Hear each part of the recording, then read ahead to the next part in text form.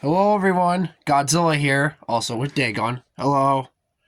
And today we'll be doing a reaction video of how I killed Scylla. What? You'll see. This was made by Goji Center, and let's see what they got. Alright, here we go. This is my first time viewing it. Jackson's seen this video like a million times, so let's press play. Godzilla Kong, the new empire has officially concluded the rivalry between two titans who were duking it out for the title of King of the Monsters. That's right, today on Goji Center, not only will we discuss why Godzilla decided to kick Scylla out of the roster of titans, but also discuss this execution in more detail. Godzilla here was invited on set to demonstrate... Hello? Alright, so this was the intro. We're just going to click right through that. Give us a second. Titanus Scylla was first introduced back in 2019 in Godzilla King of the Monsters, right after Ghidorah temporarily took the title of Alpha. Yeah, that was short-lived. Number of titans around the world to wreak havoc, death, and destruction. And wow, of course, I wish I was there. Scylla was going Maybe. to wake up. Why? Okay, where to begin? Research conducted by Monarch studying this titan classified this one as a destroyer. Its malevolent nature was the prime reason many people lost their lives in populated areas like Sedona, where it woke up, making its way to Phoenix and destroying numerous buildings in its path. But that's just her way of being.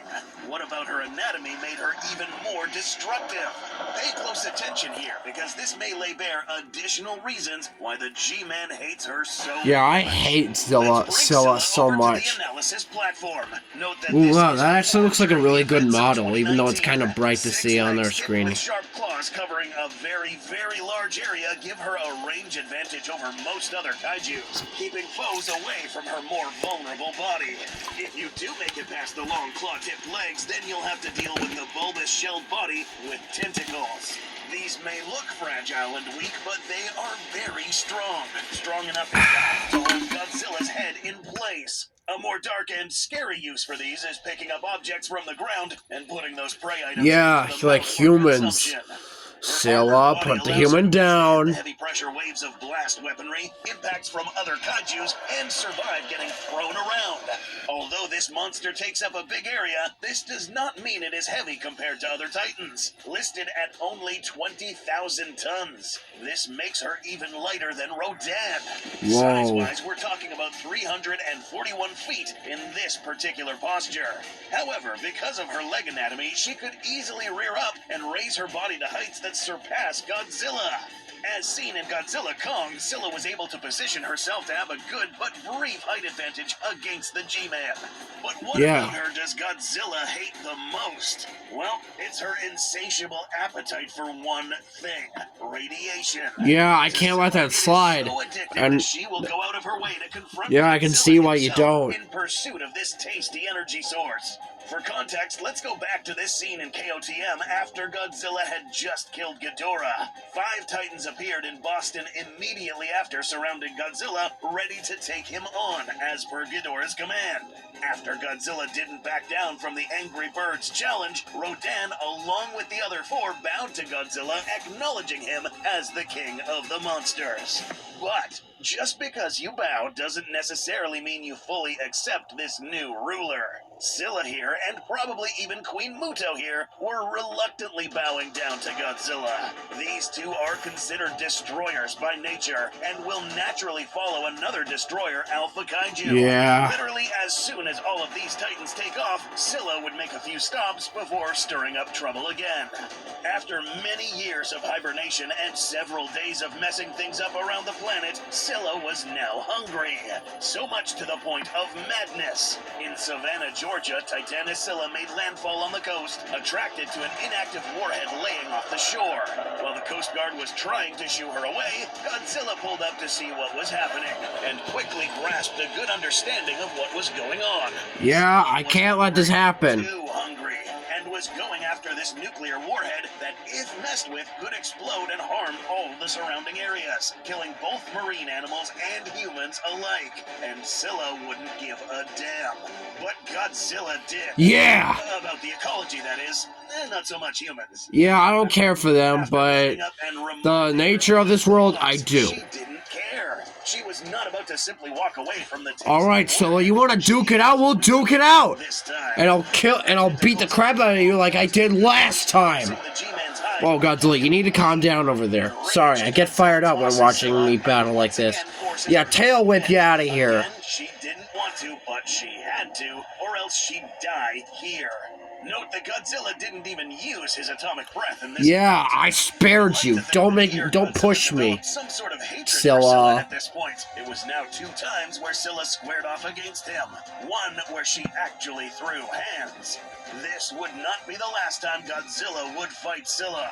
At the end of the book, we see Godzilla blasting an alpha signal across the globe, commanding all Titans to chill or go dormant. Most of the Titans obeyed, but some didn't. We'll see who in a little bit. An Alpha Titan in the Monsterverse would soon learn that keeping the world of Titans in order is no easy task. There will always be others who see you as a big target with everything to lose. After the events of Godzilla vs. Kong and the destruction of Mechagodzilla, Godzilla would again continue patrolling the world, putting out fires here and there. For 3 years, Godzilla was able to keep the peace until some dude named Raymond Martin and his multi-billion-dollar company started messing with forces he shouldn't have. We're talking about the creation and development of the Titan Hunter. Stupid human. He doesn't even know what he's doing. In order to test this mech, the developers of this new weapon had to lay decoy energy reactors to attract the attention of Godzilla, like a distraction. The problem was that Scylla once again woke up and started looking for radiation. In one particular case, both Titans were attracted to the same energy source, the Kudankulam power plant in South India. Yeah. But we need to make mention here of who got here first. Scylla. Yup, if there is one thing we learned in Godzilla Dominion is that Scylla is actually a very fast swimmer. Using jet propulsion as a way of very quickly traveling underwater, not even Godzilla can catch up to this one. While it is true that Godzilla would have probably detected this energy source first, Scylla would probably get there faster if both Titans were traveling on the Earth's surface. Scylla attacks Godzilla, I could just take the whole Earth portals. It'd be so much faster. Yeah, you could have. And good for the environment. Let us explain.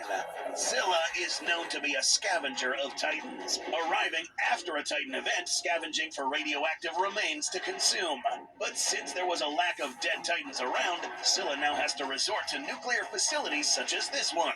After breaking in, Scylla has the ability to expel a pollutant gas that absorbs the radiation and prevents it from spreading. This gas then gets siphoned up by Scylla. That is nice that you don't kill. After Scylla was That they. done, we see that Godzilla pulled up. Too late. Dang it! Later, Scylla arrived for another source in the UK, a uranium pellet manufacturing plant in Preston. 6 hours later, Godzilla again shows up after she had already left. Then again, down in Italy, Scylla attacks a hidden US nuclear arsenal, absorbing the radiation of 30 missiles. This time, Godzilla heads straight to the Mediterranean Sea. Godzilla now knows what's going on and waits for her to make one more final move. Yeah, the giant crab cephalopod kaiju was only stockpiling nuclear radiation to make a run for the title of Alpha. You're gonna have to challenge me, Scylla. Go get him, little brother. I'll get him. Oh, I'll get her, alright. Moving ahead to the events of GXK The New Empire year 2020. Yeah, I did see the movie, so I'm excited to see this replayed. Now Godzilla is ready to square up once again to finish this once and for all. All those assaults on humanity's nuclear stockpile have led to this moment. Her ability to outpace Godzilla to rapidly consume radiation made her believe that this time she didn't have to run away and feel prepared to face the Big G. Big mistake. A bit of difference in her coloration. What happened? Scylla takes on this red-orange coloration similar to that of a crab. We'd like to think that the vast consumption of radiation, along with the amount of time spent underwater, led Scylla to evolve into a different colored kaiju. Yeah, I did Perhaps see. even shedding her exoskeleton to a more upgraded version, optimized for underwater life. This didn't matter, as we see Godzilla charge towards Scylla. Yep, Godzilla's I charged. experience with this Titan made him adopt a new strategy against Scylla's long reach and sharp claws. Rushing. Godzilla wastes no time. Oh wow, we're really getting into it now. Straight past them, inflicting A heavy blow on Scylla's main body, stunning her and giving the G-Man the opportunity to grab her limbs and throw her considerably lighter body like a rag doll. Now it was time to finish this. Yeah. Scylla on the floor made it difficult for her to stand up given that her body was upside down. Godzilla quickly jumps and stands right above her body, bringing her legs down with his immense strength.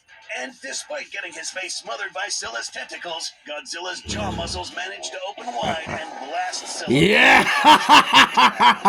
Goodbye, Scylla. This feels I feel a bit bad for her. She had her chance. I gave her a warning. Where she died. With no other exit to release this pressure, the entire shell of Titanicilla bursts open, spreading her blood and cooked organs all over the surrounding terrain. Godzilla had enough of this Titan. Yeah, I did. Her now before she became even stronger and a more menacing threat. But Godzilla was just getting started. Yeah, I ain't done. Up next on Goji Wait, you're not done? G-Man continues his warpath. This You went on a time setting his warpath? sights on Titanus Tiamat. What Tiamat? Subscribe. You'll see. And we'll see you Eventually. in the next episode. Wow, Godzilla, you really are going on a warpath, huh? Yeah, Dagon, I hope you understand that it was for the best. You nearly killed Kong in that fight in that new upgraded form. Now you're back into your old form. Yeah, the old form wasn't working out for me, so I went back, unhibernated myself. Well, thanks for joining me for this video, Dagon. My pleasure, Godzilla. I gotta go now. Bye. Alright, well, he's gone. I hope you all enjoyed this reaction video, and I'll see you in the next one. Hang on a second, Godzilla! Huh? Hello, Godzilla. Oh, hey, Rival. There's a video about me on Goji Center, too. Wait, there is?